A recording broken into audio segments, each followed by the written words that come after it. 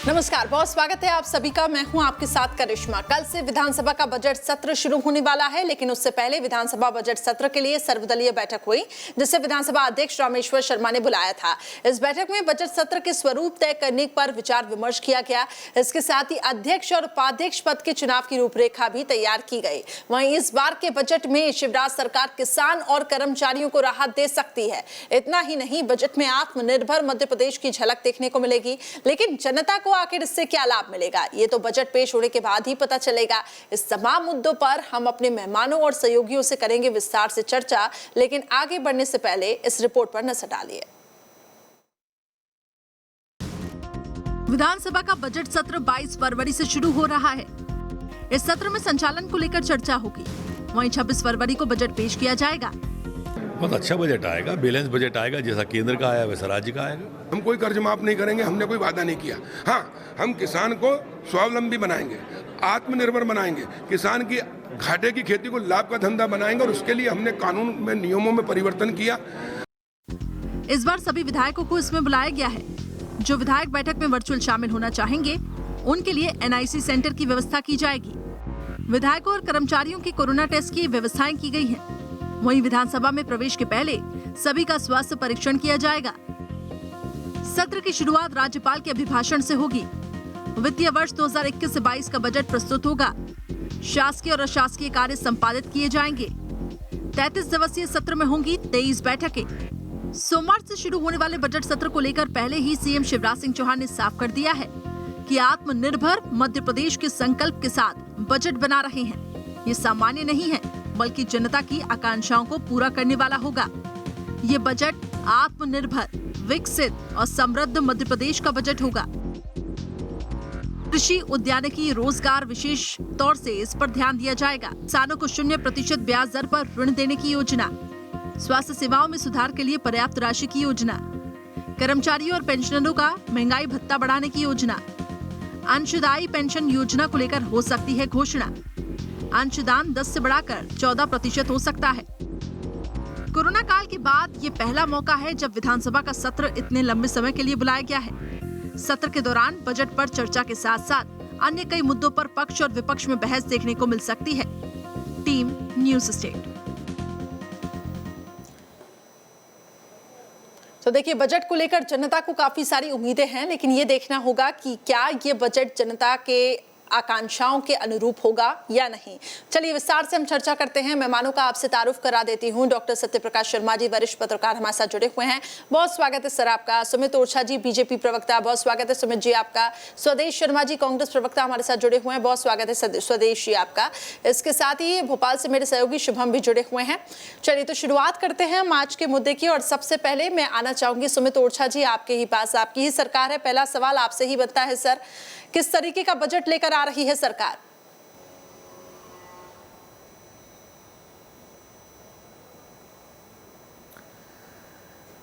मध्य प्रदेश का बजट आत्मनिर्भर मध्य प्रदेश का बजट होगा।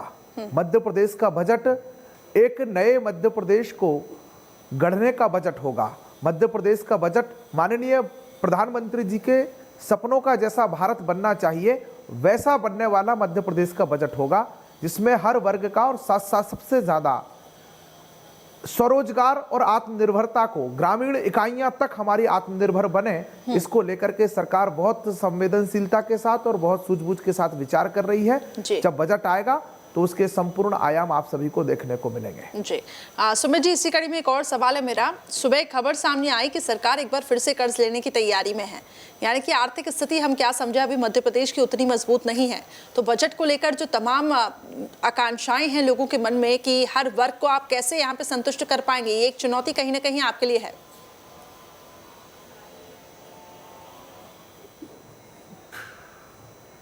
जनता की हर आकांक्षाओं को पूरा करेगी भाजपा। यदि कर्ज लेगी तो उसे भरेगी भाजपा।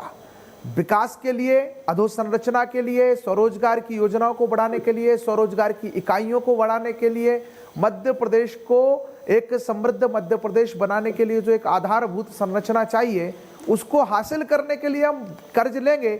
मध्य प्रदेश की को अभी इस कोरोना काल के बाद फिर से खड़ा करने के लिए और उसे दौड़ाने के लिए भी हम कर्ज लेंगे, लेकिन यथा समय पर जैसे ही मध्य प्रदेश की सारी गतिविधियां ठीक होंगी और जिन इकाइयों में जिन चीज़ों में हम निवेश करेंगे वो इकाइयां जब सौ रूप से संचालित होंगी उससे जो रेवेन्यू सरकार को मिलेगा, मैं उम्मीद करता हूं कि उससे मध्य प्रदेश का बजट जो है कर्ज है वो भरा भी जाएगा और मध्य प्रदेश एक बार विकास के पथ पर पुनः प्रशस्त होगा। ठीक है सुमित जी, बने रहे मेरे साथ। स्वदेश जी, मैं आपके पास आना चाहूंगी।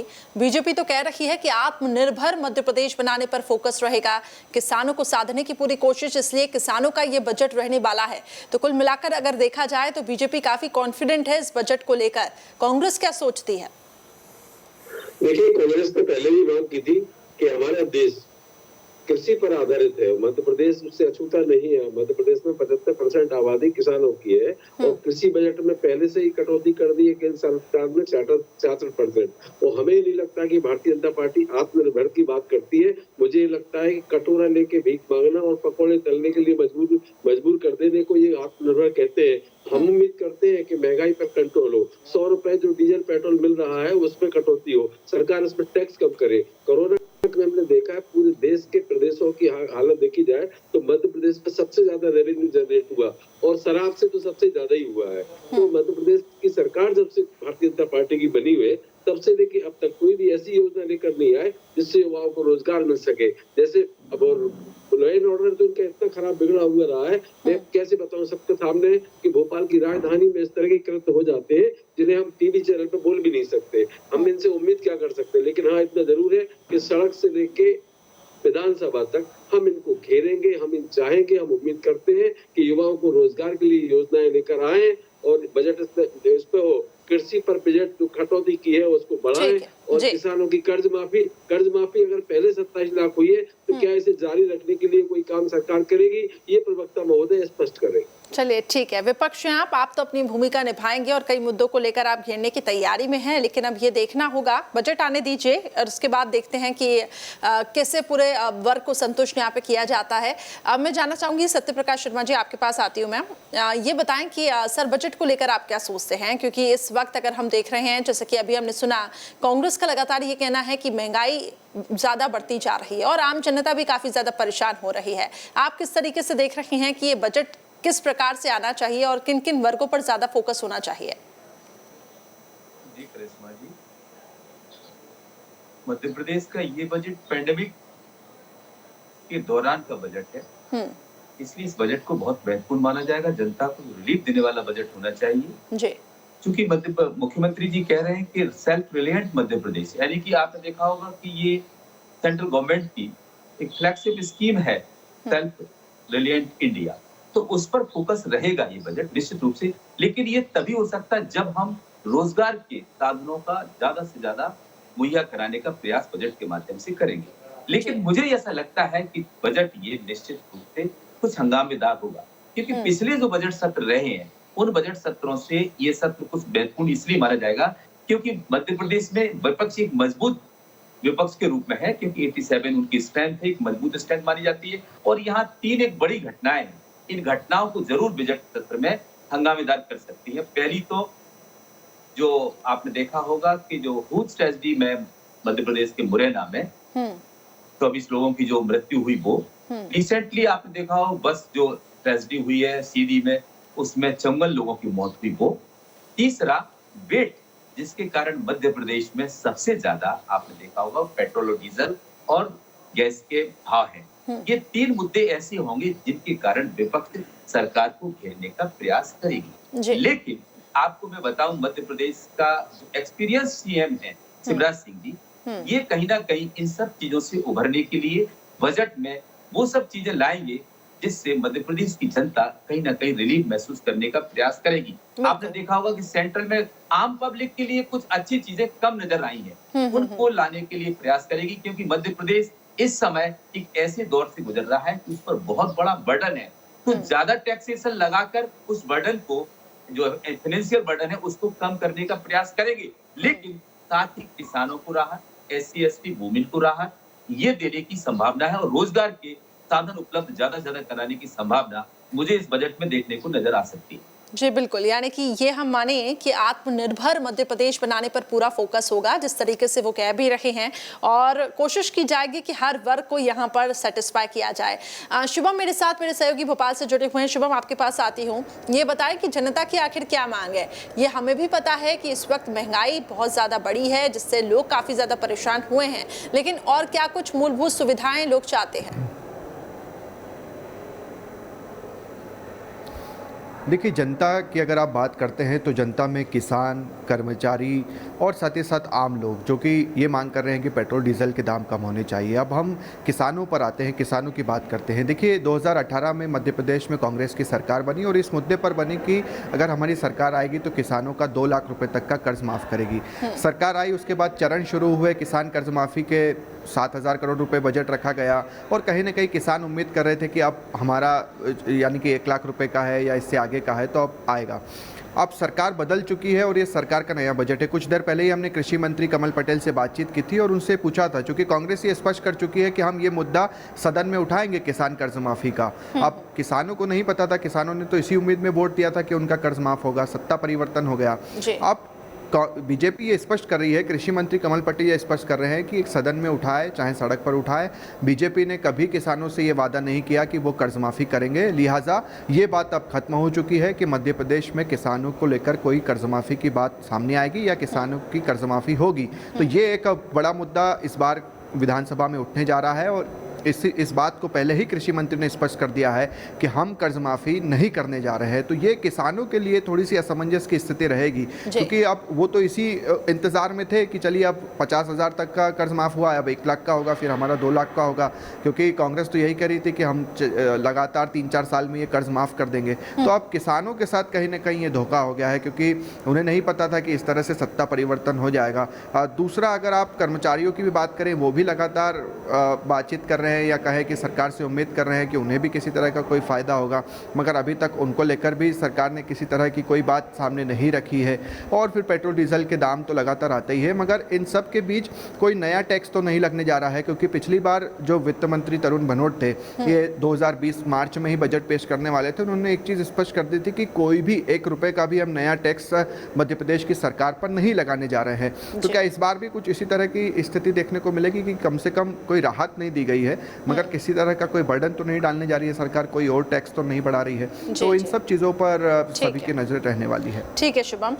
स्वदेश शर्मा जी, मैं आपके पास आऊंगी। अब कांग्रेस जब सत्ता में आई थी तो वादा किया था कि किसानों की कर्ज माफी होगी, लेकिन हमने देखा कि ऐसी परिस्थितियां बनी जिसके चलते सत्ता परिवर्तन हुआ और बीजेपी सत्ता में आई। अब लेकिन आप कह रही हैं कि आप कर्ज माफी को लेकर सरकार को घेरने की कोशिश करेंगे, लेकिन यहाँ पे तो सरकार कह रही है कि हमने तो कर्ज माफी की बात नहीं कही थी। तो क्या ये गुमराह करने का एक तरीका है? क्योंकि इस वक्त किसान जो है वो यही आस लगाए बैठे हैं कि सरकार किसान कर्ज माफी करेगी। करिश्मा जी, आपने बहुत अच्छा सवाल किया है और मैं जहाँ तक समझता हूँ मध्य प्रदेश की सरकार ने 27 लाख तक किसानों का कर्जा माफ कर दिया था और ये विधानसभा में माननीय कृषि मंत्री जी ने वो स्वीकार भी किया था। भले भारतीय जनता पार्टी चैनलों पे मना करती रही कि कोई कर्ज माफी नहीं हुई है, लेकिन उन्होंने ये स्वीकार किया था कमल पटेल जी ने कि 27 लाख किसानों का कर्जा माफ हुआ है। हम 3 चरणों में किसानों का कर्जा माफ कर रहे थे, 2 चरण पूर्ण हो चुके थे, तीसरा चरण शुरू होना था कि इन्होंने चलती हुई सरकार को गिरा दिया और ये सरकार में बैठ गए। अब ये एक बात अभी आई है, शुभम गुप्ता जी ने जो कही है कि इनकी बात हुई है माननीय कृषि मंत्री जी से कि हमने किसानों की कर्ज माफी की कभी बात नहीं की। 2008 का घोषणा पत्र उठा के देख लीजिए भारतीय जनता पार्टी का, इन्होंने खुद कहा था कि 50,000 तक के हम किसानों के ऋण माफ करेंगे। 2014 में माननीय प्रधानमंत्री नरेंद्र मोदी जी चिल्लाते रहे हर सभाओं में कि हम स्वामीनाथन आयोग की रिपोर्ट लागू करेंगे और कृषि को लाभ का धंधा बनाएंगे, इनकी लागत से इनको दोगुने लाभ दिलाने की पूरी कोशिश करेंगे। इतना पीछे कहाँ जा रहे हैं स्वदेश जी? अभी की बात करें, अभी के मैनिफेस्टो की बात करें। देखिए करिश्मा जी, इन्होंने अभी मंत्री ने कहा है, मंत्री जवाबदार पद का व्यक्ति है, संवैधानिक पद का व्यक्ति है, वो कह रहा है कि मैंने कभी बात नहीं की। तो इन्होंने 2008 का घोषणा पत्र उठाया, इन्होंने 50,000 तक के कर्ज माफी की बात की थी और आज कह रहे हैं हमने कभी नहीं कहा। ये झूठे तो ये है, खरे भी तो ये है। इनने चलती हुई सरकार गिराई जब किसानों का कर्ज माफ, 27 लाख किसानों का कर्जा माफ कर चुके थे। अब ऐसी सरकार को इन्होंने गिराया। तो हम ये चाहते हैं कि अगर हम किसानों की कर्ज माफी में अच्छा काम कर रहे थे, किसानों के हित में काम कर रहे थे, तो आप वो स्थिति ना बनाए। सुमित जी, क्या जवाब देंगे आप? जी 15 साल के कार्यकाल में इन्होंने 15,126 किसानों ने आत्महत्या की थी। वो आत्महत्या का कारण कर्ज था। हम कर्ज इसलिए माफ करने की बात करते हैं कि ये टैक्स पेयर का पैसा है, अगर जनता के काम आ जाए, किसानों के काम आ जाए तो ठीक है स्वदेश जी, लौटूंगी आपके पास। सुमित जी आपके सवालों का ही जवाब दे रहे हैं। जी सुमित जी बताएं।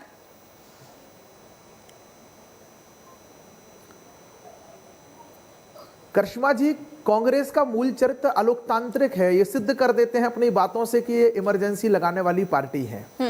माननीय मंत्री जी ने स्पष्ट किया है कि भारतीय जनता पार्टी को जिस नाम पर वोट मिला है, जिस काम पर वोट मिला है, हम वो काम मध्य प्रदेश के अंदर करेंगे।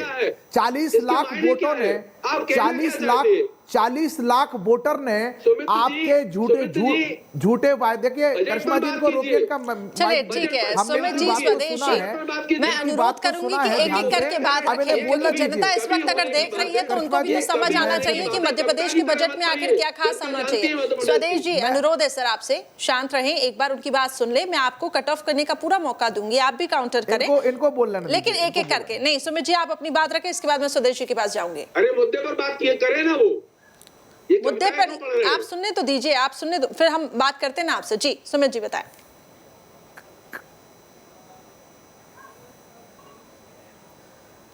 करिश्मा जी, मैं इसलिए कह रहा हूं अलोकतांत्रिक, क्योंकि 40 लाख वोटर्स ने 28 विधानसभा क्षेत्र में इनके खिलाफ, इनके फर्जी वायदे के खिलाफ में वोट किया है और कांग्रेस से टर्न आउट किया है।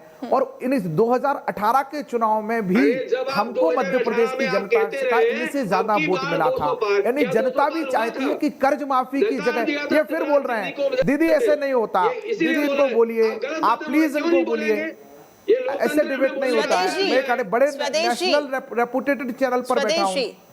एक एक करके बात अगर हम सुनेंगे तो मुझे लगता है कि शायद इस चर्चा से कुछ सकारात्मक हल निकल पाएगा। आपकी भी बात हम अच्छे से सुन पाएंगे कि अब तक कांग्रेस ने शासनकाल में क्या किया, हम सुनेंगे ना सर आपको। एक एक करके हमें बात सुनने दीजिए। स्वदेश जी संक्षिप्त में अपनी बात रखिएगा, मुझे आगे भी बढ़ना है।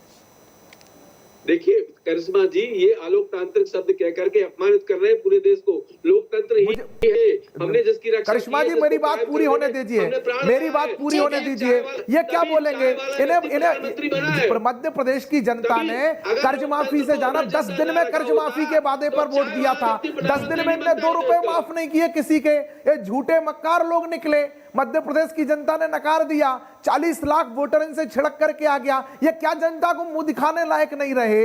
ये तमाम तरह के झूठ को लेकर के जनता के बीच में गए, ये हो गया, वो हो गया, धोखा हो गया। अरे भैया 10 रुपए 10 दिनों में 2 लाख के कर्जे के वायदे पर वोट मिला था। 10 दिन में आपने 2 पैसा किसी का कर्ज माफ नहीं किया। आप झूठ बोलते रहे मध्य प्रदेश की जनता से, मध्य प्रदेश के किसानों से। मध्य प्रदेश के किसानों को आपने डिफाल्टर बनाया। लगातार चल रहा है, हम देख रहे हैं। मुझे लगता है कि हमें आंकड़ों पे ज्यादा बात करनी चाहिए। ठीक है, डिफाल्टर कर दिया। डॉक्टर सत्यप्रकाश शर्मा जी, मैं आपके पास आऊंगी। आप मुख्य धारा में भारतीय जनता पार्टी की सरकार किसान एक बहुत बड़ा वोट बैंक है मध्य प्रदेश में और दोनों ही पार्टियां बखूबी जानती हैं। लेकिन जब बात किसान कर्ज माफी की आती है, सुमित जी मैं लौटूंगी आपके पास।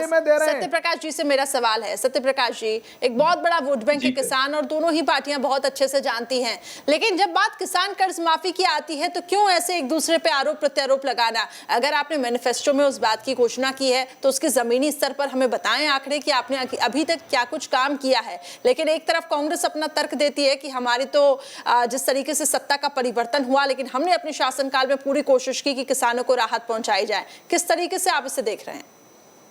जी करिश्मा जी, 2018 से आपने देखा होगा कि किसान राजनीति के सेंटर में है। बिल्कुल। उस समय की जो 3 राज्यों में सरकारें बदली, छत्तीसगढ़, राजस्थान और मध्य प्रदेश, केवल वो किसान के फेवर में स्टेटमेंट देने के कारण कांग्रेस के फेवर में गवर्नमेंट बनी। तो उसके बाद 2019 में नरेंद्र मोदी की गवर्नमेंट ने भी इस चीज को दोहराया कि हम डबलिंग द फार्मर्स इनकम करेंगे, उसके कारण वो भी सेंटर में रिपीट हुए।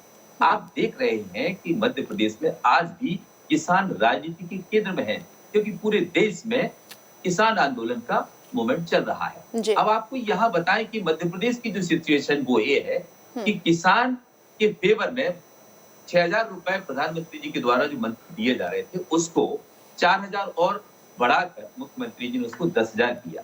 लेकिन कृषि मंत्री जी ने ये बात पक्की है, ये आंकड़े हैं, ये कोई गलत नहीं है। कृषि मंत्री ने पिछली असेंबली में स्वयं स्वीकार लिखित में किया था कि कांग्रेस की गवर्नमेंट ने किसान माफी की थी। कितनी की थी ये भी उन्होंने इस आंकड़े भी दिए। लेकिन बात ये है कि किसान के फेवर में ऐसा नहीं है कि भाजपा नहीं है। भाजपा कहीं ना कहीं जो बजट आएगा उसमें आप देख लेना कि किसान के फेवर में भी काम करेगी। किसानों के लिए वो कुछ ना कुछ ऐसी स्कीम लाएगी, 0% पर ब्याज लाएगी, आत्मनिर्भर भारत की योजना लाकर वो कहीं ना कहीं किसान को आत्मनिर्भर बनाने का प्रयास करेगी। ये बहुत ही इंपॉर्टेंट पॉइंट आपने कहा।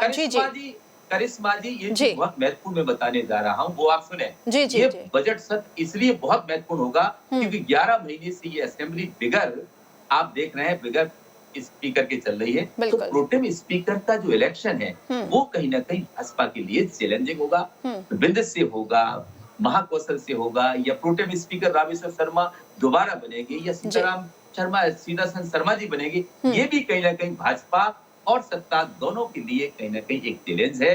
इंटरेस्टिंग होगा ये चुनाव होगा क्योंकि कांग्रेस भी अपने कैंडिडेट उतारेगी। लेकिन एक दुखद बात है कि मध्य प्रदेश की परंपरा थी कि विपक्ष में कितने भी कम लोग हों, लेकिन डिप्टी स्पीकर विपक्ष का होता था। लेकिन पिछले विधानसभा से शायद ये परंपरा टूट गई है। अब भी ये परंपरा शायद टूटी नजर आए। ये कहीं ना कहीं मध्य प्रदेश की देश के अंदर एक अच्छी इमेज ना जाने का एक बुरा रास्ता है। मुझे नहीं लगता भाजपा को भी अपना दिल उदार करते हुए कांग्रेस को डिप्टी स्पीकर की पोस्ट प्रोवाइड कराना चाहिए, जिससे भाजपा की उदारता और मध्य प्रदेश की जो डेमोक्रेसी की जो उदारता का पूरे देश में। ठीक है सुमित जी, क्या बीजेपी ऐसी सोच रखती है? क्योंकि इस वक्त हम देख रहे हैं अध्यक्ष पद के चुनाव के लिए जिस तरीके से विंध्य क्षेत्र से प्रतिनिधित्व चुना गया और काफी लंबे वक्त से कहा जा रहा था कि वहां विंध्य उपेक्षित रहा है, लेकिन आखिरकार हमने देखा आज जिस तरीके से नाम आया उनका सामने गिरीश गौतम जी का।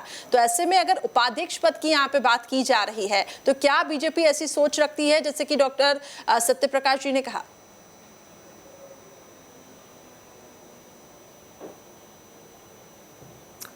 देखिए सर्वदलीय बैठक, देखिए बहुत समय बाद करिश्मा जी विधानसभा का सत्र आहूत हो रहा है, बहुत समय बाद, बहुत प्रतीक्षा के बाद। 5000 से ज्यादा सवाल इसके प्रतीक्षा कर रहे हैं इस सत्र की। कांग्रेस का रवैया क्या होता है? यद्यपि कांग्रेस ने ऐसा उदाहरण प्रस्तुत नहीं किया, परंपरा तोड़ी आदरणीय शर्मा जी जो कह रहे हैं उनको इस बात की अपेक्षा करने का अधिकार तो नहीं बनता है, लेकिन हमारा शीर्ष नेतृत्व एक अच्छा निर्णय लेगा मध्य प्रदेश के हक में और हाउस की गरिमा, सदन की गरिमा कैसे बनी रहे उस हक में एक अच्छा फैसला लेगा जो कुछ ही देर में आपके सामने आएगा। चलिए ठीक है, इंतजार है हमें। स्वदेशी और मैं एक बात और कहना चाहता हूं अपने दर्शकों के सामने करिश्मा जी, कांग्रेस जो आज किसानों कुछ आंकड़े मैं रखना चाहता हूं। चलिए ठीक है, माफी के साथ रोकना चाहूंगी सर, इस वक्त हमें जानकारी मिल रही है, सीधे आपको छत्तीसगढ़ लिए चलते हैं। विधानसभा अध्यक्ष चरणदास महंत प्रेस कॉन्फ्रेंस कर रहे हैं, आइए सुनते हैं। आप लोगों को सुविधाएं प्राप्त हो जाएंगी। विधेयकों की कोई सूचना जी, विधेयकों को लेकर क्या जी, विधेयकों को लेकर विधेयक की सूचना प्राप्त तो अभी तक तो नहीं हुई है, आने वाले समय में जब आएगा बताएंगे आपको।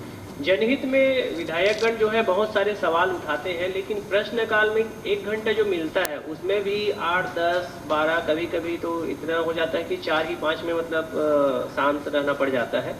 तो जनता का जो मुद्दा है या जनहित के जो मुद्दे हैं और विधायक लगाए रहते हैं वो नहीं आ पाता। तो क्या बढ़ना चाहिए क्या समय कुछ उसमें?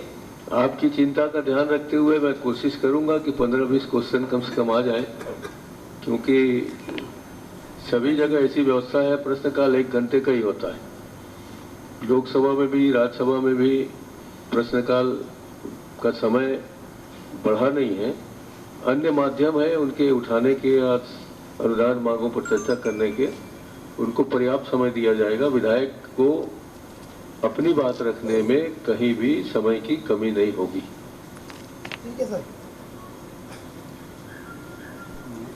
ठीक है।